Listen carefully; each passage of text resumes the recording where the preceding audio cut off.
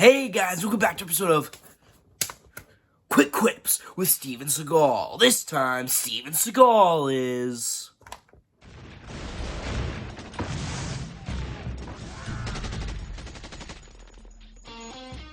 John Seagal, the most decorated soldier in the First Gulf War.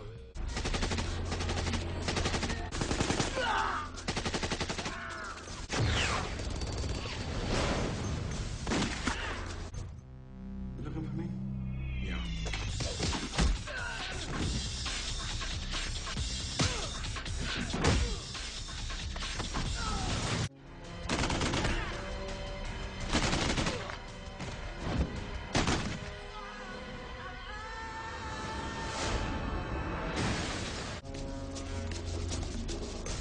Mercenary for Justice.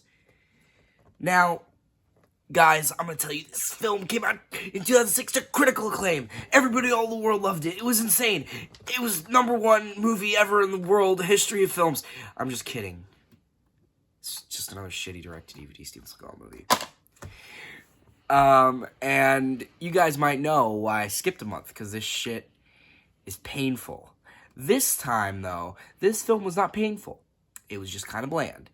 While this film definitely was not the worst film I've ever seen, especially of Steven Seagal's variety, I really think this film is just kind of uninteresting, right? There's not a lot that happened in it. Of course, it's Steven Seagal, and there's a bunch of other people that you've never fucking heard of. I mean, there's some ironic enjoyment you can get out of this film. I mean, the guy, like the villain, evil businessman guy is funny because he has a stupid, over-the-top villain. He talks like this. Yes, he talks like this. Or something, like, similar to that. And it's like, he doesn't have a reason to talk like that. Like, he's not like, he's like an American guy, I think. And he's just like, he talks weird. He talks funny because he's a villain. And villains talk like that in real life, I guess. I guess evil businessmen just talk like this in their private time, I guess. In their free time, they talk like this. Whenever they're not making deals with people, I guess, or whatever businessmen do. Evil businessmen, especially, making evil deals. Yeah, all he needed was a mustache. Go, yes. You know what I mean? He just needed to do, and a monocle, too. He had a monocle and a mustache, so he could top off his villainous voice. He was funny. I think he was supposed to be a funny part of the movie because of his stupid voice, but I'm not even sure, honestly. Films like this, especially Steven movies, are very not self-aware of what they are. Because Steven himself is a very unself-aware person. He, like, thinks I think he still thinks he's, like, the coolest person on the planet. Anyway, I really think, overall, that, as I said, this film is not the worst thing. But again, it's not great. I don't even really know what it's about, honestly. Like, we start out in Africa. There's, like, these African insurgents that are, like, fighting with these, like, French guys, like, these French soldiers, because I guess, like, there's, like, a civil war thing going on, I suppose, because the French ambassador was there, and the insurgents captured the French ambassador, and, well, the French soldiers came in to back up, you know, that whole thing, and Steven was on the side of the African insurgents, and then, like, the bad guy, mercenaries, captured the French ambassador, and then they kind of just moved on to something else after that.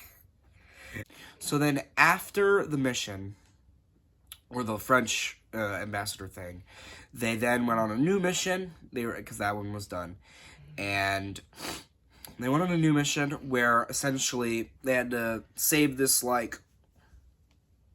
guy's, like, gun-running, like, dealing son from prison in South Africa before they sent him to America, where they wouldn't be able to break him out. So they were going to break him out in South Africa. But Steven didn't really want to go on that mission, and the guys he was going on were, like, assholes and weird and kind of, like, creeps, right? He didn't like them.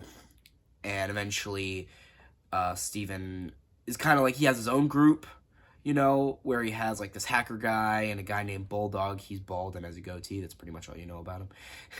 a lot. I mean, he didn't really do that much. Then there was the girl. She was there too. Um, she was the she helped though. She did more than Bulldog did. Because he was just kind of there.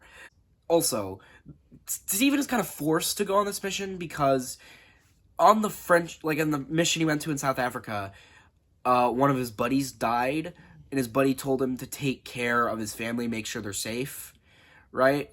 And the evil businessman took that family hostage, so he was like forcing Steven to do the mission, or else he would kill them. So like Steven didn't really have a choice. But like, of course, Steven like can't show any emotion at all in anything. So he acts like he just doesn't really care that much, you know? I mean, he cares, but it just, like, it doesn't seem like he does, because he doesn't seem worried, doesn't seem concerned. He's like, oh, I got this, I can do it, you know? And it's like, how am I supposed to get invested in a story if the main character doesn't even give a shit? You know what I mean? Like, how am I supposed to get invested if even the main character isn't invested? You get what I mean? Like, it's the problem with Steven movies. Like, I think he thinks, like, not emoting is cool. You know, it makes him cool and, like, edgy. Like, oh, I'm too badass for this. It doesn't make you a badass. It makes you look like a fucking idiot. Right? Like, the fact that your buddy's family is being taken hostage and about to be murdered, and you're like, I got this. I'm gonna do it. Like, that doesn't make you look like a badass. It just makes you look stupid. Right? I don't know. Maybe that's just me. But I like it when main characters are able to show emotion, because it gives them depth and it makes them interesting. If they're just one note, oh, I know I'm gonna win all the time because I do, and I'm Steven Seagal and I can't ever lose in a movie. And it's like, you got a problem there. Because I truly think that this movie would have been decent if we had a different main character, and if the movie was just, I don't know. I just feel like Steven ruins a lot of things. But this movie just really is, as I said, it's uninteresting, because then throughout the movie he's just doing the prison mission, and then he sets up the asshole operatives. He sets them up. They all get killed before they like rampage through the prison, kill a bunch of guards. Then they realize they were set up, and then a lot of them get killed. And then the weird Jersey Shore haircut motherfucker, them and the other guy, I think his name was Kruger or something, and they get in this like tank vehicle, and I thought they were gonna get away, right? Because they're gonna have like a final battle with Steven or something, but no, they just get blown up immediately after they get out the gate, and it's funny. But I'm like, okay, so why didn't you just kill them in the, like, last stand scene, then, if you were just gonna blow them up after they got out? Like, you might as well have just killed them in that scene. Would have been a cooler way for them to go out, except for just looking like fucking idiots. I mean, they were idiots, but it would have been a cooler death for them to just go down in a blaze of glory. But whatever. I mean, why do I act like I care about the plot of this movie? I don't. Then after that, Steven was formulating a plan with his team on how to stop the bad guys. There was also this other bald cop guy, kind of looked like Pitbull. So yeah, there was another Pitbull-looking CIA like higher up, and Steven's like, I'm gonna get you, earlier on in the movie. And then like near the end of the movie, he transfers money. So the businessman wanted Steven, because he was in like this bank, like this big bank where you could like transfer money and stuff. He got into the vault, and the evil businessman wanted him to transfer $100 million to his account. But instead of doing that, Steven deposited some money into Pitbull's account. So it made him look like he was working with Steven so that he would get arrested, you know, which he does. They find it, and they're like, hey, oh, no wonder you wanted him so bad, right? And then they arrest him. And that's the end of Pitbull in the movie. Then Steven goes on a final mission, or a final thing, where he goes to find the dead guy's family to help them, like, not be killed by the evil businessman's goons. And it's pretty easy, actually. They don't have any troubles finding them. They have no troubles fighting them. I don't even well, actually, Bulldog gets shot, and he doesn't even die. He gets shot in the shoulder, and he's fine. So nobody even in the main group dies. I thought Bulldog was dead for sure, because he's, like, the least developed one, and he doesn't do anything, and he's just kind of there. So I was just waiting for the moment for him to die. I'm like, no, Bulldog, I barely knew you. Literally. But nope, he survived for some reason. And then obviously they kill all the goons, they save the family, and then Steven acts like he's gonna let the evil businessman go, but in the car he had a bomb planted in the car he left in, and then he blows up and he dies, and that's the movie. Yeah, honestly, I really think that this film it's something else. You know what I mean? I just really think that, like, I can be, like, really, like, emotive when I watch a really bad Steven movie. Like, if a Steven movie really pisses me off, then I have a lot to say. But this movie didn't piss me off, and it wasn't even, like, that boring. It was just bland and cookie cutter and unoriginal. It was just uninteresting. You know what I mean? Like, I really think all I could really say is the plot of the movie, and I feel like it speaks for itself. It's generic. You know, there's nothing really special about this movie, but I'll tell you this. I'd rather watch this over the garbage that I've seen before. So this is a win in my book, right? I'll take anything that isn't Against the Dark or The Patriot, whatever shit-ass movie he releases, and God, I dread watching more of these movies. But we'll see. We shall see. I honestly think that this movie was made for Steven. Most of his movies are. Like, he doesn't make it for an audience. He makes it for himself so he can fucking, stroke his ego, pretty much. That's pretty much why he makes any of his movies. That's, like, why his movies have always existed, was to stroke his ego. And this movie's no different. He doesn't lose.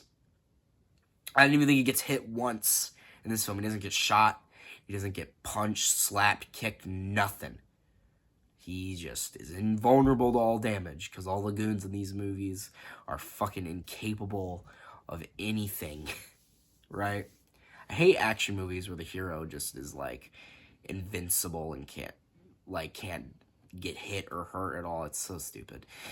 Because it, like, removes all the stakes from a fight scene, because you know he's going to win anyway.